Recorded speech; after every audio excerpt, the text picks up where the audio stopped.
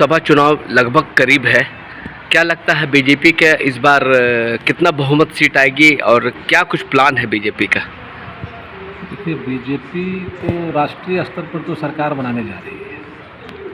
आपका सवाल झारखंड के स्तर पर अगर है तो यहाँ हम लोग इस बार ऐसा लग रहा है कि 14 का 14 सीट जीतने में कामयाब हैं।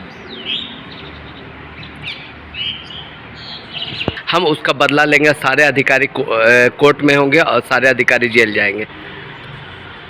देखिए, कांग्रेस पार्टी कुछ भी सोच सकती है और 8 साल से वो सत्ता से बाहर है, यह उसका सोचना है। 55 साल तो उसने लगातार देश पर सत्ता किया है और देश को उसने क्या दिया है यह पूरा देश जानता है। और इस चीज़ को जानने के बाद ही पूरे देश में लोगों ने परिवर्तन का लहर लाया और भारतीय जनता पार्टी की सरकार चलाई, जो 10 साल से बहुत ही अच्छे ढंग से सरकार चल रही है। किसी भी तरह का इस सरकार के एंटी इनकम्बेंसी में कोई फैक्टर नहीं है। और आज की तारीख में अगर सच पूछा जाए तो हम लोग देश में जो मोदी जी के काम है, जो भारतीय जनता पार्टी का एजेंडा था, जो भी उन्होंने तय किया था, सारा एजेंडा को कंप्लीट करके दिखाया है।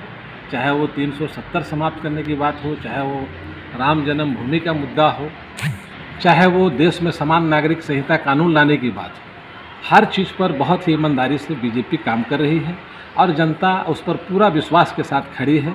और आने वाले साल में, इस 2024 में, तो जनता अपना मन बना चुकी है कि हर हाल में 2024 में भारतीय जनता पार्टी की ही सरकार बनेगी। कांग्रेस लोगों को बरगला रही है कि अगर बीजेपी की सत्ता में वापसी होती तो मुसलमानों को देश से भगा दिया जाएगा। ये देश को बांटने की बात है। ये इस देश का हर मुसलमान जानता है कि मोदी जी के जो कार्यक्रम है वो कार्यक्रम देश की एक एक लोगों के लिए है, क्योंकि उनका नारा ही है सबका साथ और सबका विकास। चाहे वो गैस कनेक्शन का हो, चाहे वो शौचालय का हो, चाहे वो जनधन का हो, चाहे वो खाद्य आपूर्ति योजना हो, चाहे वो आत्मनिर्भर भारत हो, चाहे वो मुद्रा लोन हो, किसी भी तरह का, चाहे वो विश्वकर्मा योजना हो, चाहे आयुष्मान भारत हो, कहीं भी जाति पाति को नहीं रखा गया है। सारे वर्ग के लोगों को इसका पूरा लाभ मिल रहा है और सभी लोग इससे खुश हैं।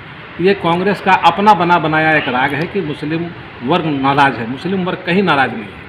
आज देश का मुसलमान भारतीय जनता पार्टी के साथ कंधा से कंधा मिलाकर चलने को तैयार है। क्या एनआरसी लागू होने के बाद क्या देश के मुसलमानों के साथ दिक्कत होगा? बिल्कुल नहीं, ये तो समझने की बात है। देश के मुस्लिम के लिए तो एनआरसी से कुछ लेना देना ही नहीं है। ये तो वैसे लोगों के लिए है जो दूसरे देश में जो पीड़ित हिंदू हैं, जिनको कि अपने यहाँ जगह देना है, बात उसकी है। मुसलमानों की तो इसमें बात ही नहीं है। ये तो विपक्ष के लोग आज के तारीख में कई लोगों को बरगलाने का काम कर रहे हैं।